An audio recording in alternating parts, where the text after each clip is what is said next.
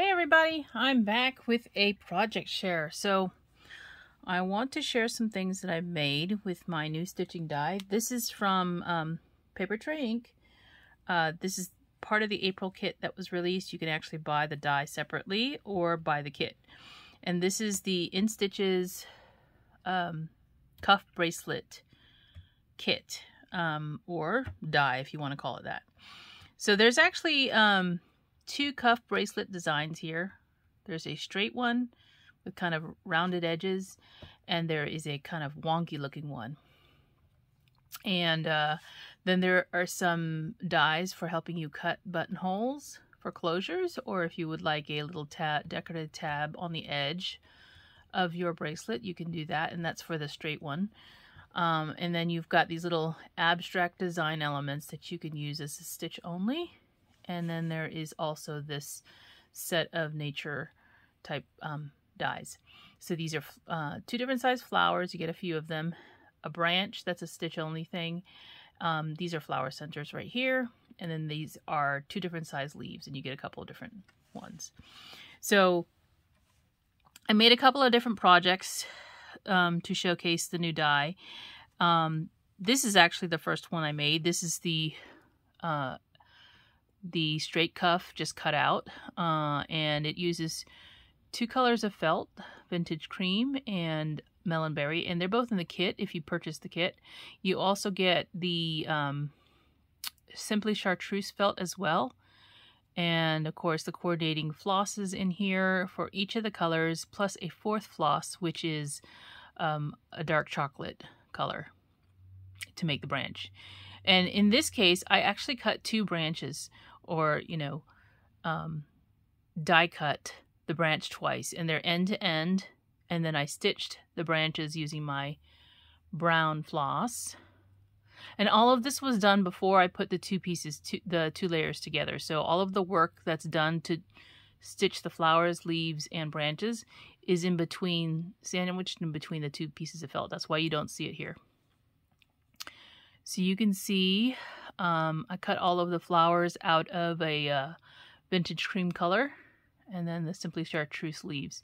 And I just use the, embroidery floss that comes in the kit.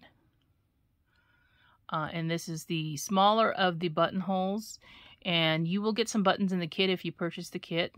And you can see I chose the smaller one because this button I chose actually fits through the hole. And the reason I prefer you cut two layers of felt is for strength, it's for stability, because this is felt, guys, so you want it to be strong enough to hold up for somebody to wear the cuff on their wrist. And that's what the die is intended for. And so this is just, your regular standard length of the die. I happen to have not realized when I cut it that it doesn't fit on my wrist, because I have a big wrist. I probably have larger maybe than average bone structure, but my wrist is not small. So there is a way to extend this die, and it's through partial die cutting, to make the die cut longer. And so you can see this one is longer. I'll put them side by side. You can see it actually does go off the end of the camera here. But my wrist actually is where that red line is. So if I were to put these two pieces end to end like this to kind of show you, you can see my wrist, the buttonhole would have to be right here, which is the end of the material. So there is a way, of course, to extend the length, and you can make it different sizes. I have another one here in cream that's a little bit shorter than this orange one that I'm showing you on the left. So, there's a way to do this with partial die cutting, and it's not hard to do. It's probably preferred if you have a manual die cutter to do this, because you can stop at a certain point and back the die back out so it doesn't cut all the way. So I did that for this, and in this case for the cream one, I wanted to show, because I know a lot of people have different styles in how they wear jewelry. So for the cuff in this one is using the vintage cream felt only. So both the back and the front are of the same color. And then of course I used a different color button here. And for this one, I threaded some cording through that I got at a local craft store, big box store, right? That's what this is. It's leather cording. And to strengthen the bracelet, I actually ran the piece all the way down the middle, and you can see them kind of in there. I might have done this a different way had I, thought about it a little bit longer, but this is how it turned out. So, and then I put some decorative knots at the end of each of the pieces of leather just to make it look nice. And I just watched a video on YouTube on how to tie some decorative knots. This is a knot that lots of people use for paracord knotting, that type of thing. So I wanted the loop to be the closure in this case. And it was just more to showcase the fact that you can have lots of different types of closures for bracelets, right? You can even use findings that you can find at the jewelry section of your local craft store. So in this case, when you close this bracelet, you have these two little dangling bits out here of leather, and they have a nice decorative knot. And I just wanted to showcase, this nice pin that I have. And I sewed this down to the felt. So if I hold it close enough, you might be able to see, you can see the floss in there. I just coordinated it with this felt here and the floss that I'm using on the outside, of course. So that's really more of trying to showcase, this one nice, really pretty pin that I had in my stash. So there's that. This is when using the wonky looking die, and it's the stitch only abstract pieces that I kind of randomly spaced out throughout the bracelet. And this cuff, you can have it close in a number of ways. In this cuff I used necklace pieces, chains from 2 bits from a necklace, and then added a lobster claw here to hook to the other side. And again, you would want to make sure this fits whoever you're making it for, if it's yourself, just to figure out what the length needs, the right length needs to be, because it looks good like this, but it also looks good where if you have somebody who has a small wrist where it's like this, and this could be on the top as opposed to on the side, whereas, if you had a closure, this would probably swing around the side a lot. So it really just depends on who's going to be wearing it and what their style is. So that's that cuff. I made another one like with this shape. That is this bow. Now the bow is a different die from Papertrey Ink. It's called the Seasonal Stitching Bow. So this one was released a number of years back. So this, I'm not sure if it's in stock, but they definitely released this one. So this one was available prior to mine. And I decided to use 2 different colors of felt. This is Smoky Shadow, the gray, and Plum Pudding. And then the coordinating floss that goes with each color. Now, again, I cut 2 layers. So the inside I decided to do purple or plum, and the top is the gray. And to close this one, I had a finding with one of these loop toggles. Loop and bar toggles, I think that's what it's called.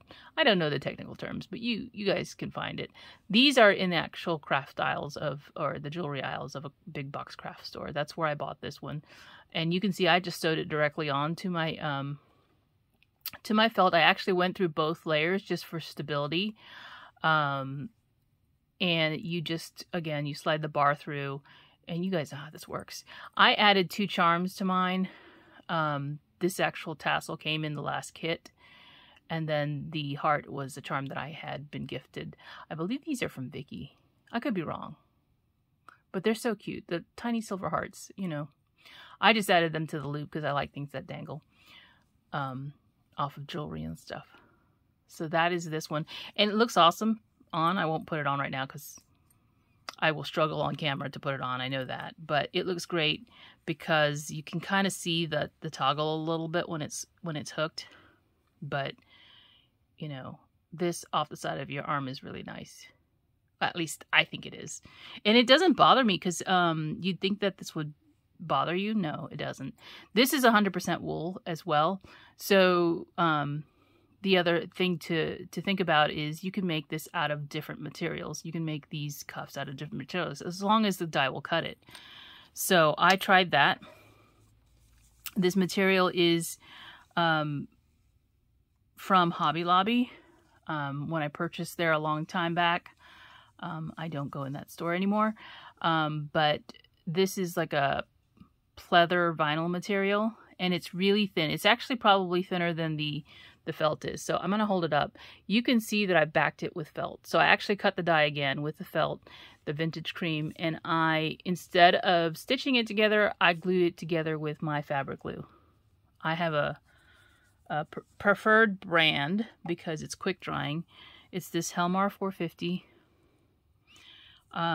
They used to sell this at Hobby Lobby, but I found out that the U.S. headquarters is actually in a town not an hour outside of where I live.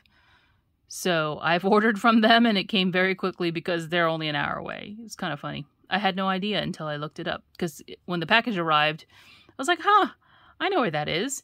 So looked them up really quickly, and apparently, yeah, the U.S. headquarters, because they're I don't know if they're an Australian company or not. But oh no, they have another office in Nevada. HelmarUSA.com. HELMARUSA. Now I like this glue because you can bond metal to fabric. It's washable. It's not hard like if you were to use hot glue gun. You couldn't use hot glue on this because it would come right off. This is bonded pretty well. You can wash this. It doesn't smell. There's a lot of fabric glues that smell, and I don't like the smell because I'm very sensitive to that. So this doesn't have a smell for me. That's why I like it. It's a little bit more pricey perhaps, but I prefer this. It says made in Australia, so yeah, it's got to be Australian brand. But there is the company is here in the US. Now, with this type of material, because it's much stronger than felt, I decided to put one of these types of findings on it. It looks like a hitch post to me, like you would have on the back of a truck. That's what I call them. I don't know if that's the technical term for it, but because it is a stronger material than felt, I used this type of closure and then used my Big Bite to punch this hole. So that's how it, or not Crop-A-Dile. Yeah, not Crop-A-Dile, Big Bite, right? Is that what this thing is called? You guys know what this is, right? So anyway, that's what I used to make the hole here. And I went through both the leather and the felt to do that. But like I said, I would not do this if this was felt, because the felt won't be able to hold this type of closure. So that's why you didn't see it on any of the other ones. Now, these little findings here, this used to be, I think this was a bracelet that came like this. And I actually both glued it down first and let it dry, and then I sewed it. So if you look closely, you'll see that metallic thread down in there. That's me sewing the loops here at the chains to the metallic pleather. And you don't see it here because it's in between. I was entertaining this idea that I should stitch it, but then I thought to myself, it's kind of cool with all the holes. So instead of stitching it, I glued it. I mean, that's what I did. So yeah, this is another project that I did make. And actually this doesn't fit me because again, this is the standard size that I cut here, which my wrist is a little bit too big for the standard size. If you do extend it using partial die cutting, you can make it to any size you want to fit. So that is another project. So that's what I wanted to share with you all today. If you have any questions, leave them down below. Otherwise, thanks for watching. Bye.